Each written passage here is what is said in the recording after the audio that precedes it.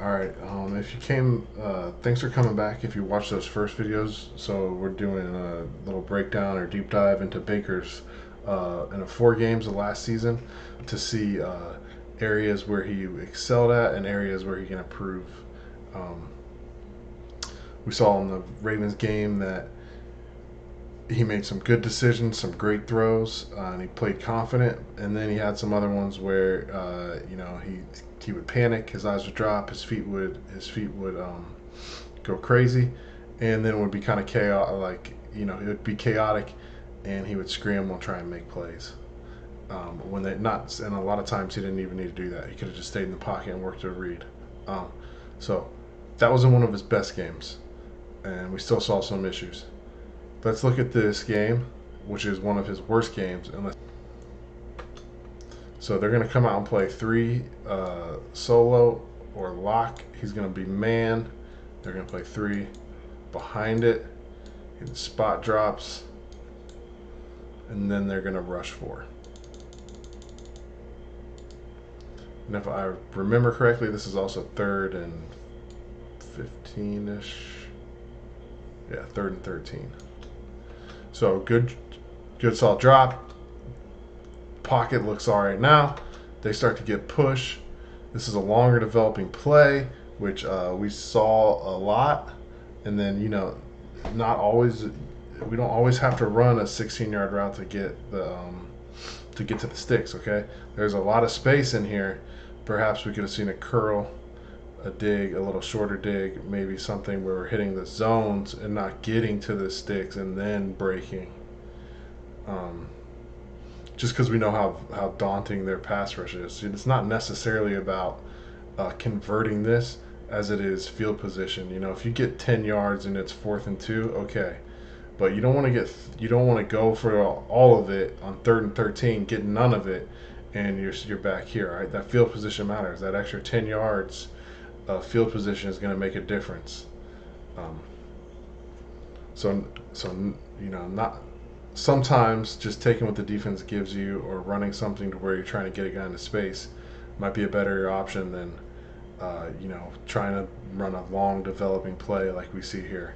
All right, but he's locked in on Jarvis. This guy drops under it. Doesn't look good. I agree with him. He's going to want to look this. We're going to clear us out. This is what they call a dagger concept. Running back on a burst. All right, so he doesn't like it. I agree. He starts to feel this in his lap, which is right. You would want to see, hopefully, in a better situation, him stay there, and throw that with anticipation. Got a big window right there. You can lead him through, but not a bad decision. He breaks contain, and he's gonna put a ball up over here. And this is really his only option, because if he runs here, I don't know if he's going to beat this guy if he makes a decision sooner. If he makes a decision sooner to just all out run as fast as he can, he might beat this defender on the edge and be able to get to this first down marker. But he decides to go and make a throw, and he puts it only where his guy can get it and gives him a shot. And let's go look at it from the back. I think they called this a catch and it got reversed. Difficulties I've been having with this play the entire time. It's pretty annoying.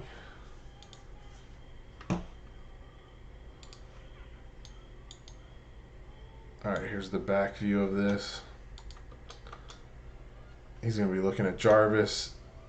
It's not looking good. He's starting to feel pressure here, so he's going to escape. Not bad.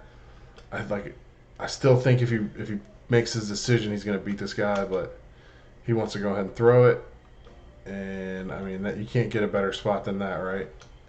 And Seals Jones almost is able to get that foot down, but you can't ask for a much better ball than that on the run.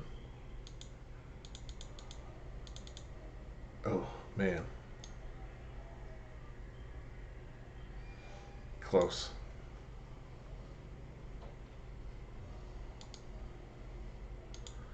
But tough play, great pressure. Not really his fault, right? Let's go to the next play. They go back, get an 83-yard touchdown. And now you're on the ropes. You got to come out and score. All right. So playing coverage, he's not going to run. He's going to sink. His eyes are in. He's going to sink. You have a too high look back here.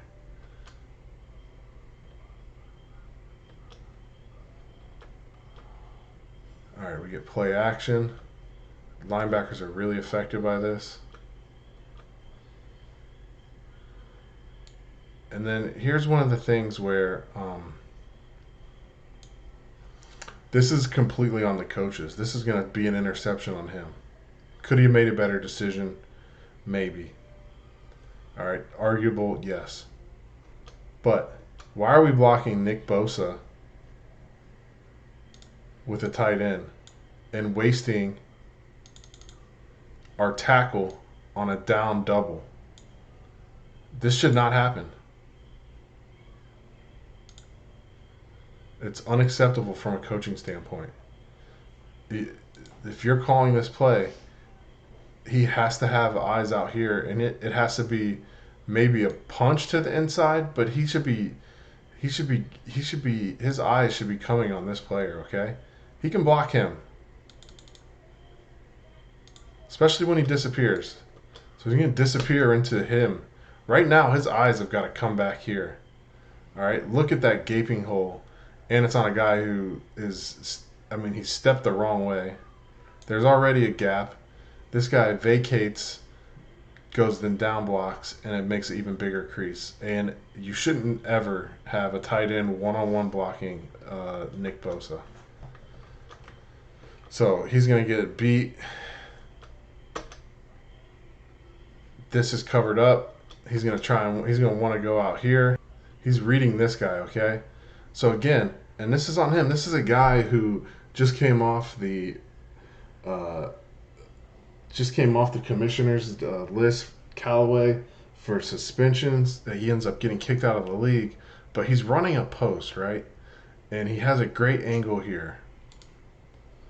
And what you're going to do is he's going to run a skinny post. This guy's going to suck up on it. This guy should run a deep post over top, and he should be over here. But this is also a guy who has not practiced, hasn't practiced for weeks with the team, just came back.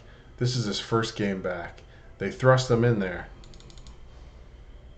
His route is going to screw the quarterback. He should be breaking inside of this player right now. He's running post. There's no reason to attack his leverage. He's running against Sherman, who he's faster than. He should use his speed and just win with speed, okay? Win with speed, win with speed, win with speed. Instead, he's going to, for some reason, try and break his leverage down. Sherm stays in that spot. Sherm stays there, isn't fooled, and beats him to this. All right? This is just a horrendous route. He's got him beat right now if he just runs to that spot. He's got him beat if he just stays on this course. He's already got outside leverage. He's trying not to give up outside leverage. And for some reason, he's going to press his outside leverage, stick him, and slow down. And then that's going to give time for Sherman to react and make the interception.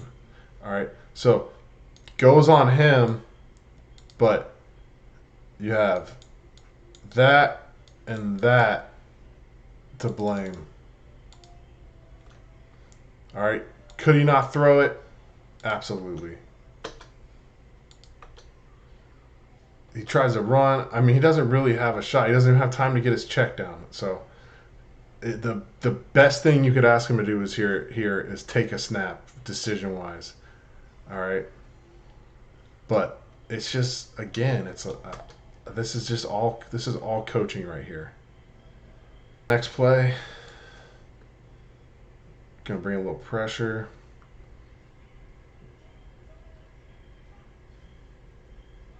Gonna play this. So this is gonna be like a 3 robber. So he's a fire zone. So they're gonna bring 2 off the edge. He's gonna play deep third. He's gonna drop into the middle, deep third. He's gonna rob this area And then we're going to see what they've been doing a lot with Sherman, just man-to-man backside.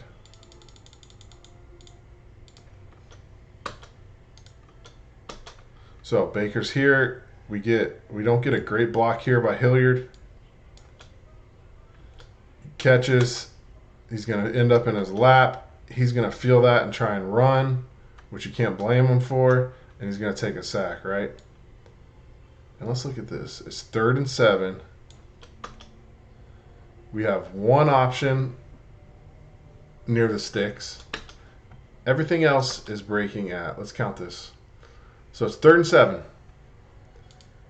You know they're bringing pressure, and you haven't been able to protect all night. You're going to run a route that breaks at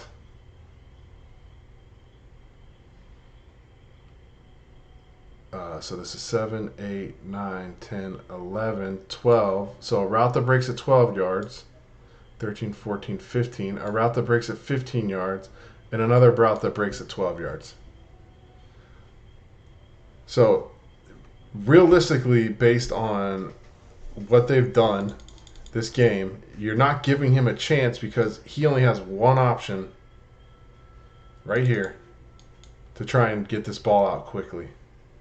Can't do it anyway because the protection, I mean, he would have to throw that ball right now, and this guy's getting collision. He's not even in his route yet. So he's going to take a sack, and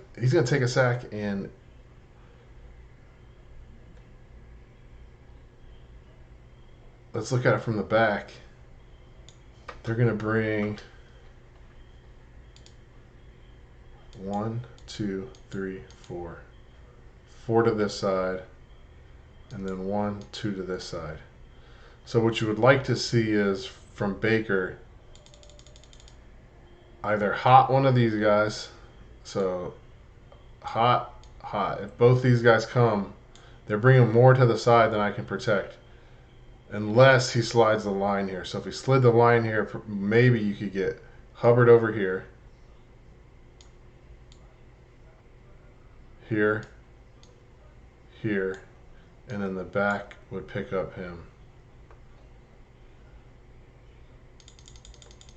So let's let it run a little bit, and let's see if he's able to see this and feel this and thinks that they do a good job of disguising this. But this isn't a critique. This is just if he was able to see it. So instead of sending the line this way, sending Treader this way, you would send the slide this way, and Treader would come here and take that guy because he's slanting in. That means we would take. You either send him here, and then you could go out there, or you could. That would probably be best case, since he's coming to A gap right away. He's going to take first thing he sees. So you would send him for the farthest outside guy, and then you could pick up all 4. But in this case, they get us, and but going back to it, the biggest issue I have with this is there's no options. I mean, he would have to throw. He would have to see this right now and throw. Jarvis isn't even looking, and then here you get the tight end. So Hilliard gets demolished in his lap. He doesn't even have the opportunity to throw this. So we have 3 plays, and they're reflecting bad on Baker, and it's not one has been his fault yet. So again, we go back. This is why it's important to watch film. Statistically, this is one of his worst games. We've seen 3 plays out of these clips that I've chosen that have not been his fault.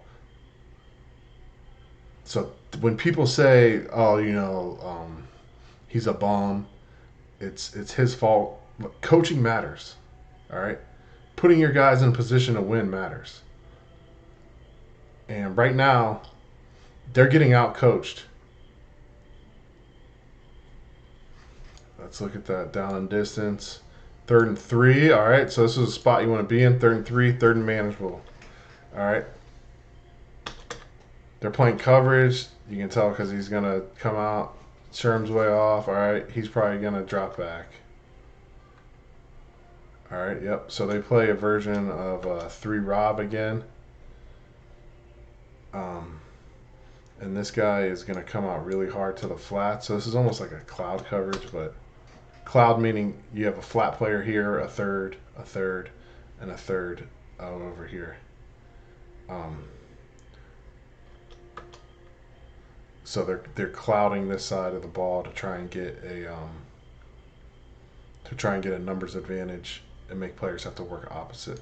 All right, so here, all right, now look at this. This is where we start to see some of those old habits. And also, you got to remember, he's been hit a couple times already. Protection's been shoddy, so he's got that going for him. But still, this is still habits that we saw last game where there weren't these issues. The Ravens game protection was great, and he created those protection mistakes most of that game. This game, there's been issues up here that haven't been his fault. But we're gonna watch this, and he's gonna think that this isn't protected, all right? And he shouldn't be retreating here, okay? He should be look. This is 3rd and 3. This ball, even if he comes unblocked, you can make one of these throws, right? Even if he comes unblocked, you can make one of these throws.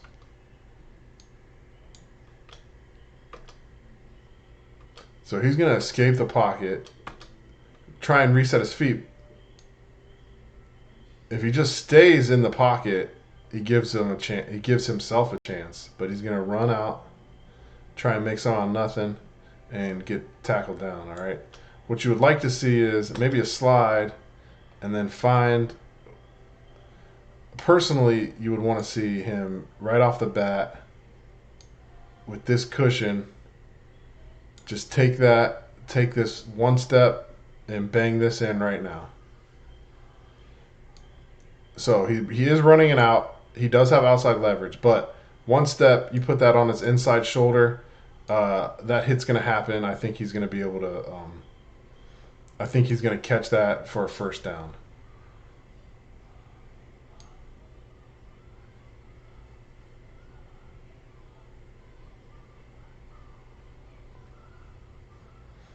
But we don't get that, and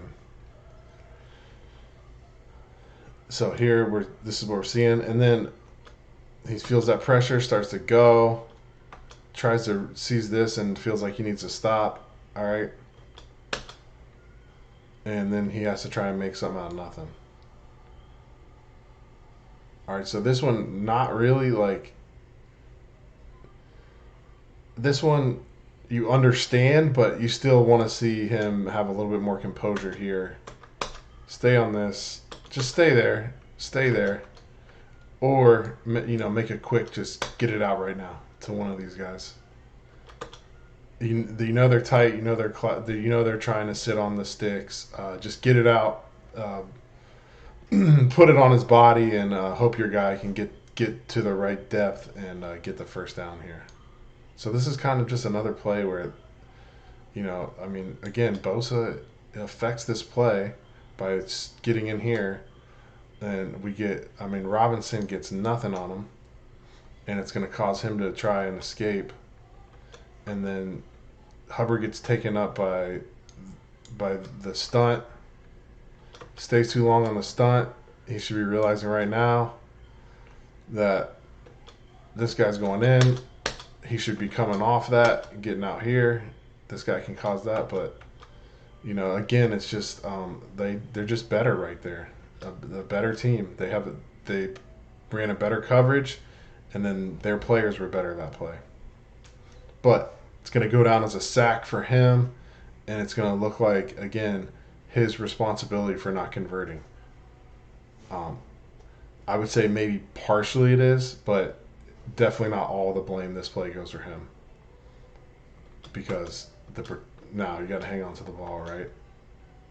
The ball security's got to be better here. You can't feel this right there. Once you start to feel these arms flying through, you got to have two hands on that ball, so this doesn't happen. So the result of the play being a fumble is 100% on him. The build up to it, not really his fault. All right, so this is towards the end of the half. It's 14-0. Browns are going to go and try to go in and score. 2nd and 6. This is where you got to go get points of some kind. So they come up and they play man. So that's, again, we see a lot of this now in the NFL. This is a combo coverage. So these guys are in man. He's in man. He's going to play free, and then these guys are just going to spot drop.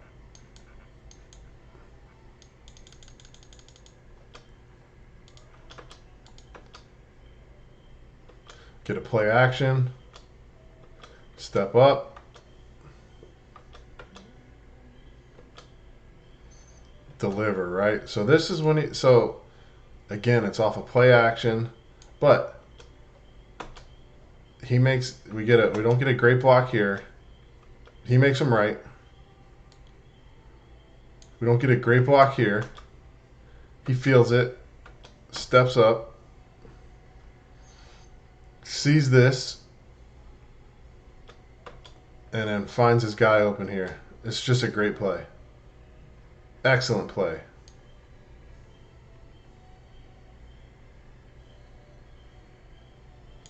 So he's reading out, does a good job. He's looking over here to find the coverage, sees this, or the concept, doesn't like what he sees, slides. His eyes are still over there. Knows he's gonna have Jarvis coming over. Also, he knows he's gonna be over here and he's gonna have green grass. So he's gonna take a look. If he doesn't like it, then he's gonna tuck it and get what he can. But he sees Jarvis come over and delivers a dart on the run. All right, just really, really. Now, this is the type of play. This is who he can be all the time. So he has it. All right. It's just got to be consistent.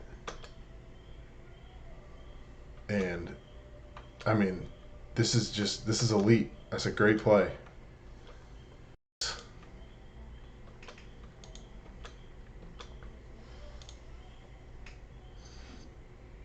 We get motion. They're going to play coverage. They bring 4.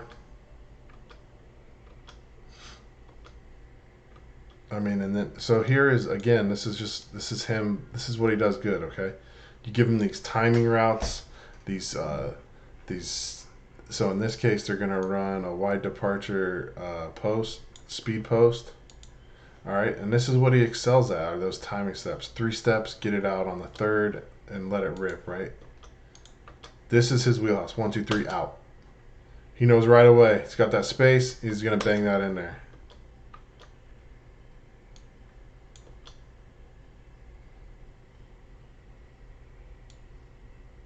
All right, love it, love it. Again, you see a lot of pressure coming in here. So the pocket, look how tight that is. You know, that's not fun to be a quarterback and have that coming at you every play. But great. It's just this is what we get when you play into a player's strength, and this is what I think hopefully Stefanski will do more of, is seeing this, finding out, knowing what he's good at. He loves the speed routes. He loves the quick timing. He loves the tempo throws, and he loves play action. All right. Sticking to those types of plays is going to only elevate his game. All right. Last year, everything was just out of order. I mean, he would be taking a 7-step drop one play on 2nd and 5, or he would be throwing something like this. All right. It's just, you don't have to make it difficult. All right, play to his strengths. You know what he throws. You know what he likes to throw. All right, get those.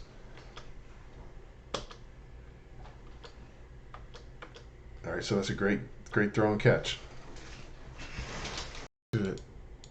All right, okay, so they're gonna come out and play that coverage that they showed earlier, which was what is kind of like a cloud coverage. He's gonna play hard to the flats. He's gonna be out. He's gonna be in this area. He's gonna drop. He's going to be hard to the flats, and then he's going to be here.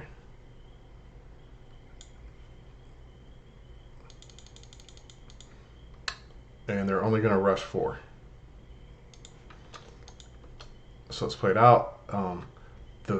He starts to run. He feels this pressure and this pressure. He sees this happening. You don't see that often. I mean, get the license plate on that, that is what you call just getting, that's a paver. That's a Zamboni.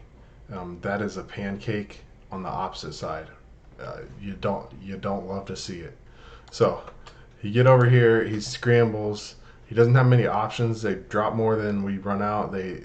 Protection fails. He's gonna try and fit that in there, and it's gonna be high, but there's not a lot of options there.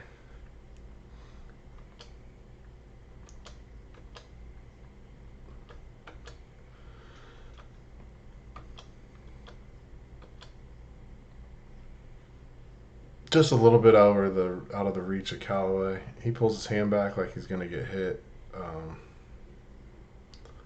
But again, just they outplay it. They outplay him here. You know, this is too much. This is too big of a push. You can't get flattened, and you can't be 5 yards in the. You can't be 7 yards in the backfield in his lap. So protection's got to be better, and that we have to have something. Again, that we've talked about it in the past. There's no underneath option for him here, and he hasn't taken it prior to this often. And look at all this space. I mean, if you just get one guy to break, even if he runs an out, or since they're being so heavy in the flat, having someone run a slant to maybe pull this guy, maybe suck in one of these guys and open up some holes back here. But with no underneath threat on a 3rd and long play, these guys can just get deep into their drops, cover the stick area, and bottle everything up. So again, we come back to me, this is just a coaching fail. Like, you have to give a relief. There has to be something underneath to draw these players up, or else they're just going to get into their drops and have nothing to worry about, especially when their rush is getting home.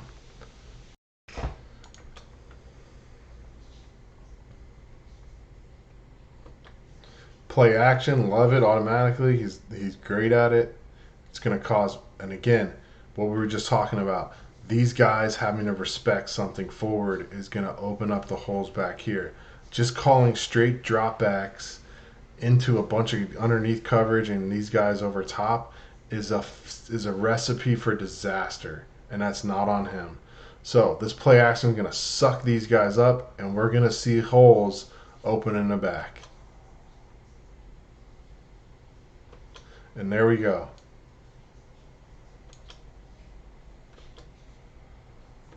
You get him, who has to stay here, and now you have Baker throwing with a bunch of space out here. I mean, it's at least giving yourself a chance. It's at least giving yourself a chance. Just lining up and running deep routes with nothing underneath the help is it's not going to help out anybody. Here we go. Here's the infamous Callaway play.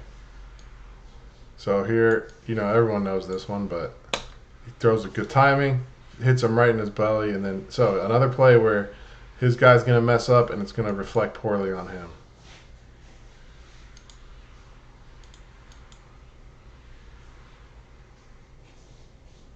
I mean, just looking through here, you have a Odell Beckham pass. Like, why?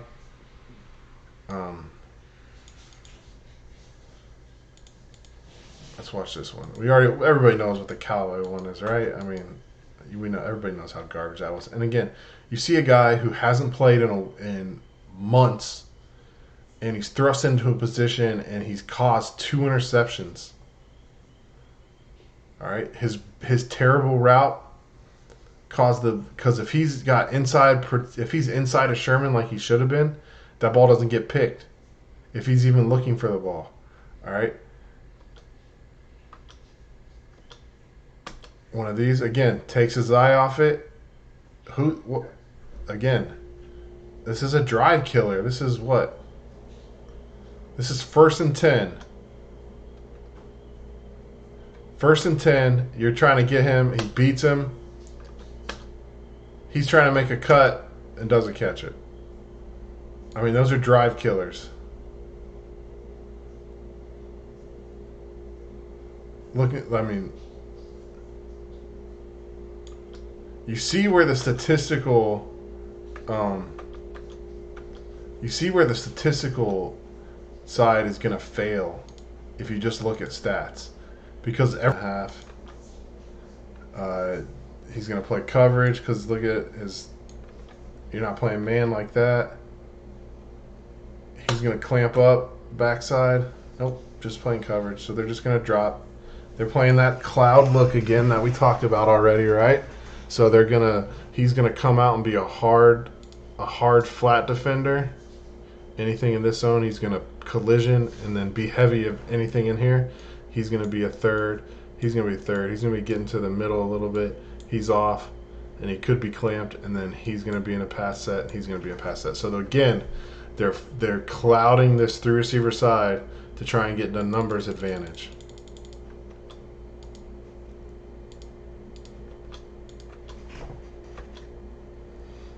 And to no surprise, you got Nick Bosa in here creating havoc, getting a sack.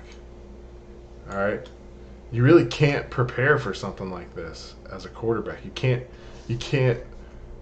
There's not a whole lot in the playbook that says, "Hey, your left guard, your Pro Bowl left guard and your left tackle are going to get bull rushed by one player, and he's going to sack you at the same time from the ground." I mean, the only thing you could possibly think of is he starts to feel any of this pressure, then he has to know that he's going to have this guy as his check down. And maybe if he feels, instead of feeling panic and trying to run out of this and extend the play, maybe he's able to feel that pressure and know that this guy is here and he can get it to, at least if he can't complete it, throw it at his feet so you're not taking a sack. That's really the only option here. Other than that, you don't have a shot. There's no shot when the guy does that he was our best lineman last year. And if that's happening to him, you're done. Now, concept-wise, this is actually good because what are we going to get? They're clouding this, but look, now we have two underneath players. All right, so this is what we call a mesh and a drive concept. We've seen it in the earlier games. He's going to come out here and swing, all right, and then he's going to be on the dig, okay? And what it's going to do is, if Baker had time here, he would have been able to see this guy jumping that, and he could have either gotten it to Odell right now, where we saw in the Ravens game, he's able to get upfield right away, or look at what this does. Since he's going to bite here, he's going to start to jump here. You're going to get this over the middle of the field wide open. And that's why these short routes are imperative if you're trying to open up windows in the second level. Because if you don't have them, this guy's just going to get to that spot, this guy's going to get to that spot, and it's going to be much, much more difficult fitting the ball into those windows. I mean, so we hope if he had time, he's gonna just rifle that ball in there, and it's a great play right before the half. Instead, it's gonna end up being a punt. We have a run-heavy look. It's 2nd and 8, so hopefully we're gonna see some play action. We get it. All right, here we go again.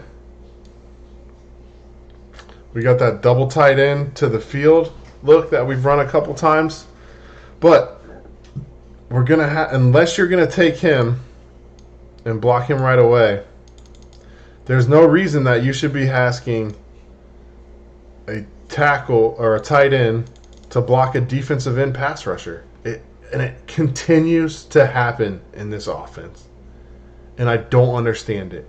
It's a recipe for disaster. It hasn't worked out once this year that we've seen. And again, it's happening and happening. So play action, beat, and he's got to throw. He doesn't even have time to go anywhere else with this ball.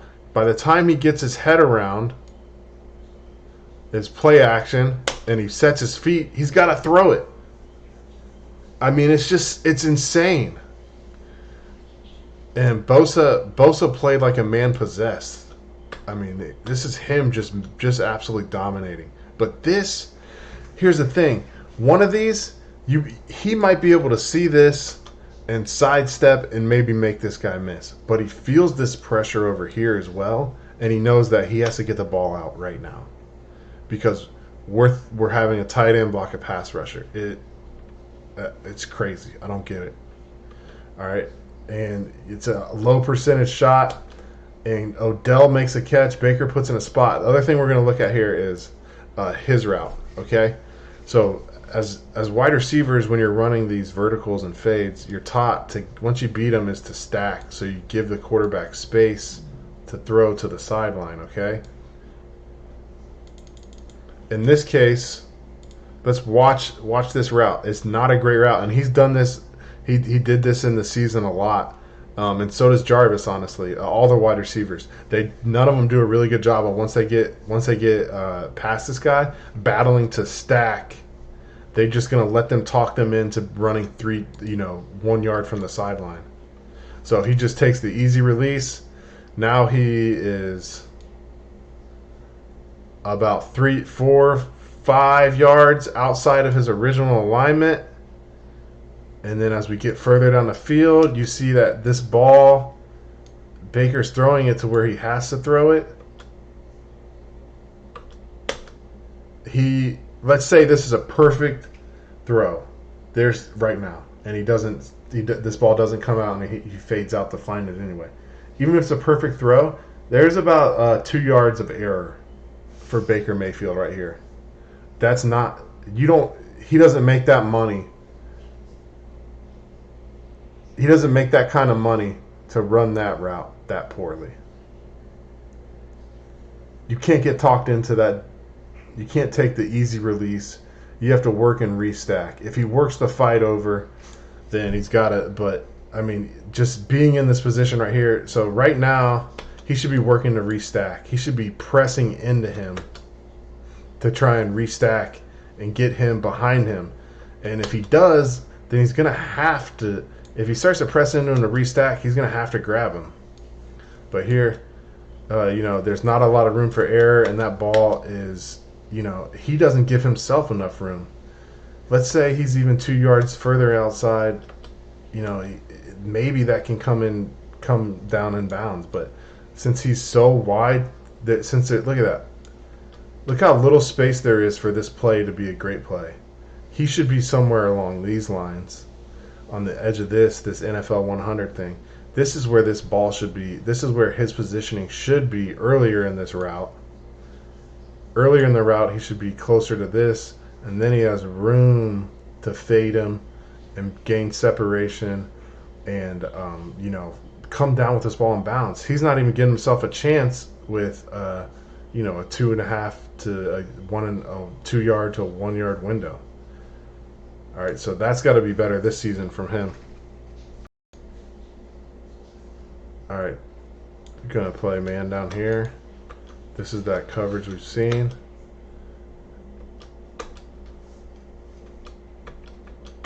All right, so this one's gonna be on Baker, okay? He's outside leverage, and you're gonna read this guy. So you have a double slant concept. All right, basically. All right, and he's gonna clear out. He might run a dig. I don't remember which one he does.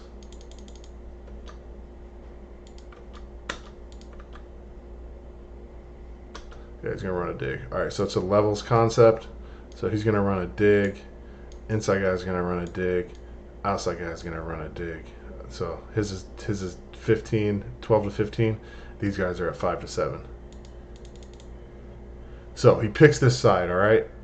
From a quarterback standpoint, he's gonna read this guy right now. So his eye should be here. it's a quick game, all right? So there's you don't have to fake anybody out here. You don't have to hold a middle linebacker. All right, you should get your eyes over, and he does. Okay, if this guy, this is who you're gonna read.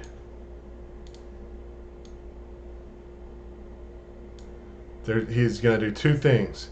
He's either gonna stay where he is, which is inside leverage of this dig. He's already lined up inside. So in order for you to want to throw this dig, he would have to scream out here. All right. If he doesn't do anything, if he just stands there and is, a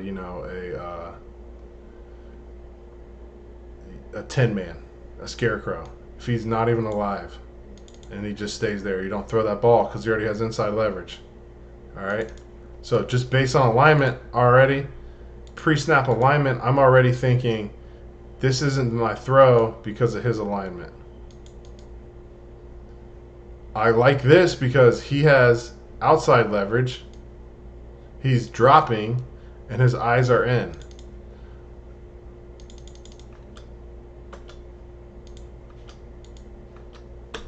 All right, so let it play out. He sinks and stays exactly where he was. Baker needs to come off that and hit that outside route, and you have a nice easy 5-yard gain. You might get up and break a tackle and make it 10-12. Okay, so this one is solely on him.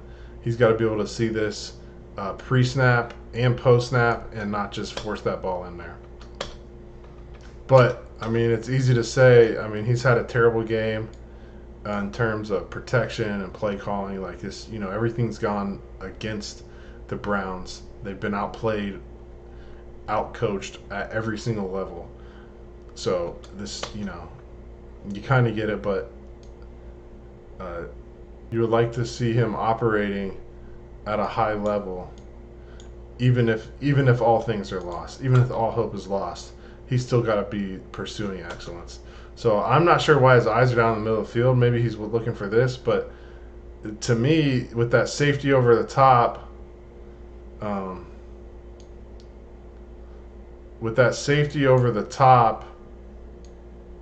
here, doesn't seem like a great throw with the basic, and this guy's, and then now you see this guy open up to the 3 receiver side and wall this guy off. There's no reason to hang on to this as long as he does. So he doesn't need to hang. No, all right, that's gone. All right, he's not beating him over top. Now I got to go out and get it to my outside guy, and he just goes to the first guy he sees, and it should be going to that outside player.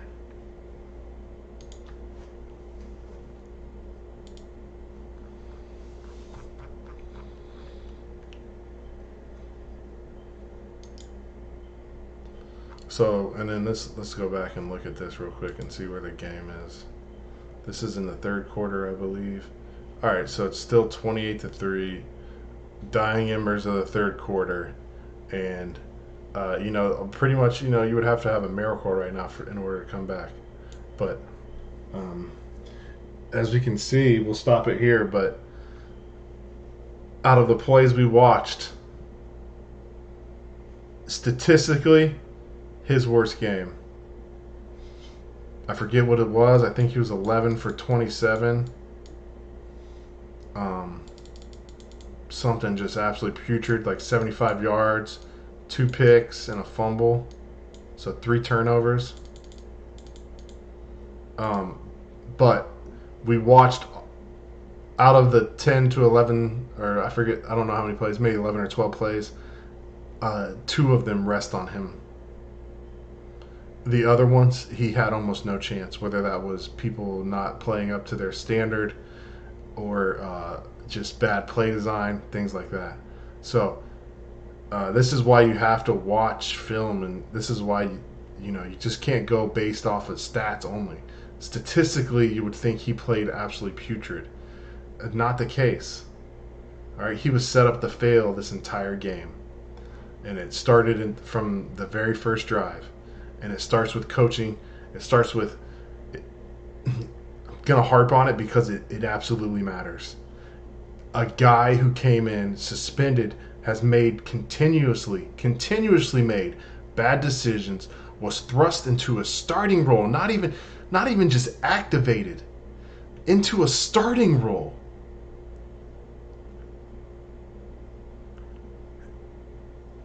And 2 plays, one was an interception.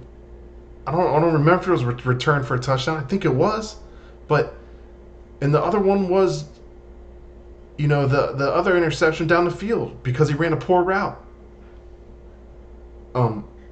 That's coaching, and that matters. It absolutely matters. Players play, but coaching absolutely matters, and decision making matters, from the top down to the GM. The GM should have came in.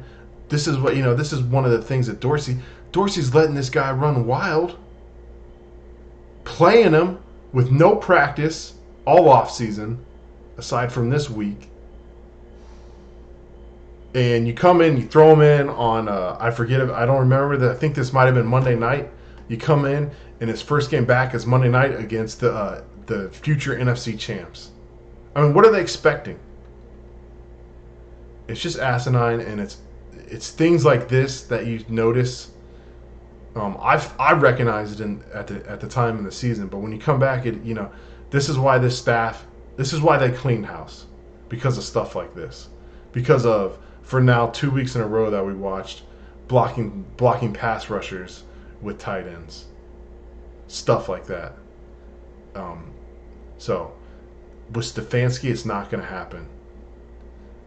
Everything's going to be much more meticulous. There's going to be a plan and a reason behind everything they do, and it'll be so refreshing on so many levels. And I fully expect Mayfield and this offense to just absolutely explode with just a different approach from the organizational structure, from general manager to head coach. So thanks for watching this one. Leave a comment, leave a like, and have a good one. We'll be back next in the next film session with his second of his best games, which would be the